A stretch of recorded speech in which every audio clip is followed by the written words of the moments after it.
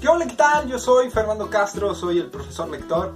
El día de hoy vamos a hablar de un tema importantísimo a la hora de estudiar español, porque hoy vamos a hablar sobre las partes de la oración.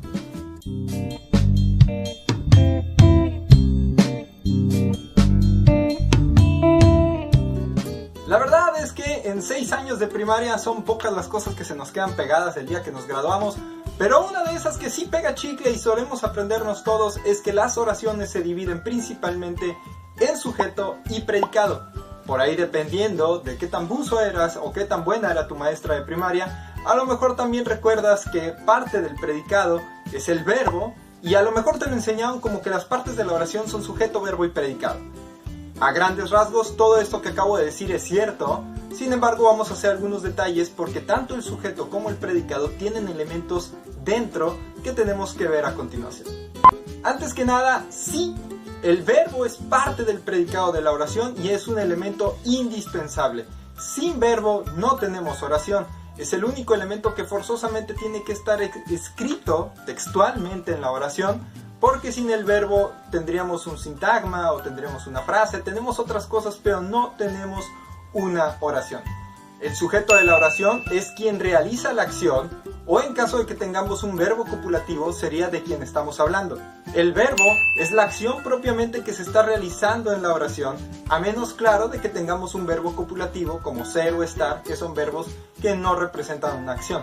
El predicado, por su parte, es todo lo que se dice del sujeto, o todo lo demás que nos está acompañando al sujeto para explicarnos las características específicas de la acción. Vamos a comenzar poniendo una oración fácil, sencilla y corta que diga Juan come pizza. En este caso tenemos un sujeto de la oración que es Juan. El sujeto no es la pizza, es Juan, porque Juan es el que está realizando la acción. ¿Cuál es la acción? O sea, el verbo. El verbo es come, porque es la acción que se está realizando, comer. Y tomando en cuenta en que el predicado incluye el verbo de la oración, entonces el predicado sería come pizza. Para esto vamos a mencionar también que así como el predicado tiene un elemento principal que se le llama núcleo del predicado, y este es el nombre con el que se le suele conocer al verbo de la oración, también el sujeto va a tener un núcleo del sujeto, y este suele ser un sustantivo que representa al individuo o al objeto específico que representa el sujeto. Por ejemplo, si yo mencionara en una oración, el hijo del vecino rompió la ventana de mi casa, el sujeto de la oración es el hijo del vecino, pero el núcleo del sujeto es el sustantivo específico que me está hablando de quién es el sujeto. En este caso, hijo. Así, ahora pondremos una segunda oración de ejemplo, que en este caso va a decir, la mejor persona es la que siempre piensa en los demás. Esta oración es más larga, sin embargo los elementos siguen siendo fácilmente identificables. El sujeto de la oración es la mejor persona. El verbo es la palabra es. Y el predicado, incluyendo al verbo, sería todo lo que no fuera el sujeto, es decir, es la que siempre piensa en los demás. Así como no queriendo, ya tenemos 4 elementos identificados dentro de una oración, que son el sujeto y su núcleo, el predicado y su núcleo.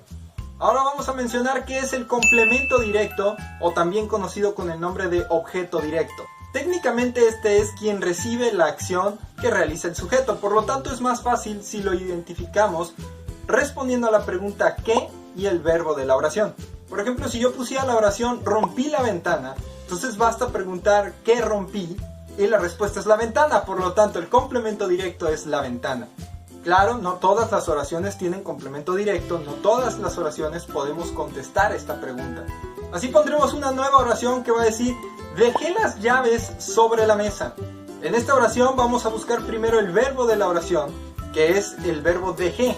El sujeto no está escrito explícitamente dentro de la oración, sin embargo la conjugación del verbo por ser dejé en primera persona singular nos está indicando que el sujeto de la oración forzosamente tuve que ser yo. Yo dejé las llaves sobre la mesa. Ahora también podemos encontrar al complemento directo preguntando ¿qué dejé sobre la mesa? Y la respuesta es las llaves. Por lo tanto tenemos al sujeto, al núcleo del predicado o verbo de la oración y al complemento directo. Tomando en cuenta en que el predicado incluye el verbo, toda la oración completa es un predicado. Ya que identificamos el complemento directo, podemos identificar otros elementos como el complemento indirecto. Como su nombre lo dice, este es a quien le afecta de manera indirecta la acción que realiza el sujeto, es decir, que generalmente es quien se ve beneficiado o perjudicado por esta acción. Ahora, en lugar de encontrarlo respondiendo a la pregunta ¿qué? Y el verbo, vamos a responder a la pregunta ¿a quién o para quién? Y el verbo. Vamos a poner un ejemplo que diría: le regalé flores a mi esposa en su cumpleaños. En este caso, el verbo de la oración o núcleo del predicado es la palabra regalé. Esa es la acción que realicé.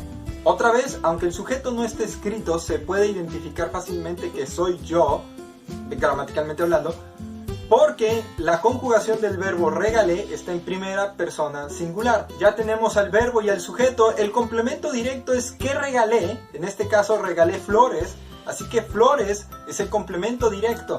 Pero el complemento indirecto se encuentra respondiendo a la pregunta ¿a quién o para quién? En este caso, ¿a quién regalé flores en su cumpleaños? A mi esposa. Por lo tanto, ella es el complemento indirecto. El sujeto de la oración soy yo, el verbo es regalé, el complemento directo es las flores y el complemento indirecto es mi esposa. Entonces sí, el resto de los complementos los podemos encontrar de una forma mucho más sencilla porque responden a preguntas básicas como dónde, cuándo o cómo. Estos elementos se les llaman complementos circunstanciales. De estos elementos circunstanciales hay muchísimos y por poner ejemplos vamos a mencionar el complemento circunstancial del lugar, que es el que responde a la pregunta ¿dónde? Por ejemplo, en la oración fuimos a Cancún el verano pasado, el verbo de la oración es fuimos, el sujeto ahora es nosotros y el complemento circunstancial del lugar a dónde fuimos es a Cancún. Este mismo complemento lo teníamos en la oración antes mencionada de dejé las llaves sobre la mesa, porque teníamos que el sujeto era yo, el verbo dejé, el complemento directo era las llaves, pero también teníamos un complemento circunstancial que nos indicaba dónde dejé las llaves, en este caso sobre la mesa. El complemento circunstancial de tiempo es aquel que nos responde a la pregunta ¿cuándo? Y lo podemos poner en el ejemplo de la oración te lo dejo mañana. En este caso, otra vez el verbo es dejo, el sujeto soy yo dejo. El complemento directo no está escrito aunque lo tenemos representado por el pronombre lo. El complemento indirecto tampoco está escrito aunque lo tenemos representado por el pronombre te, que representa que a ti es a quien te lo voy a pasar a dejar, pero tenemos un complemento circunstancial de tiempo que nos dice cuándo te lo voy a pasar a dejar, es decir, mañana. Si pusiste atención, podemos retroalimentar la oración de le regalé flores a mi esposa en su cumpleaños, porque en esta oración todavía dejamos inconcluso qué era la palabra le. Como lo acabo de mencionar en el te lo dejo mañana, el le es un pronombre que está sustituyendo por adelantado al complemento indirecto, es decir, a mi esposa, porque si las flores te las fuera a regalar a ti, entonces diría te regalé flores en tu cumpleaños, o si las flores fuera tan egoísta como para regalármelas a mí mismo, entonces diría me regalé flores en mi cumpleaños. Este pronombre con el que inicia la oración va a variar dependiendo de quién recibe las flores y por lo tanto sustituye al complemento indirecto.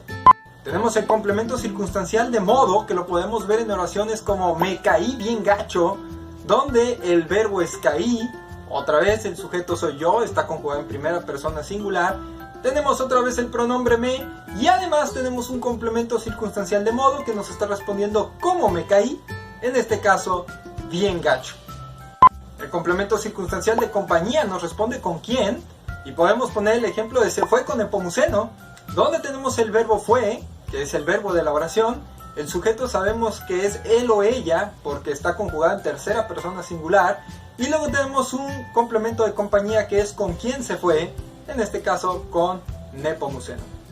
Y finalmente tenemos el complemento circunstancial de cantidad, que es el que nos responde a la pregunta ¿cuánto o qué tanto? Podemos poner el ejemplo de bebiste más de la cuenta, en el que tenemos el verbo bebiste, que está conjugado en segunda persona singular, por lo tanto el sujeto de la oración eres tú. No tenemos complemento directo, ni indirecto, ni circunstancial de tiempo, modo, nada. Lo que sí tenemos es un complemento circunstancial de cantidad, es decir, ¿qué tanto bebiste? La respuesta es más de la cuenta. Bueno, dicho todo esto, me despido del día de hoy. Soy Fernando Castro, soy el profesor lector. Espero que el tema de partes de la oración te quede un poco más claro ahora. Si no, me puedes mandar un mensaje, un comentario, retroalimentar de cualquier forma para que podamos ir mejorando esta sección. Dios te bendiga mucho, te mando un fuerte abrazo y nos estamos viendo próximamente con más temas sobre la lengua.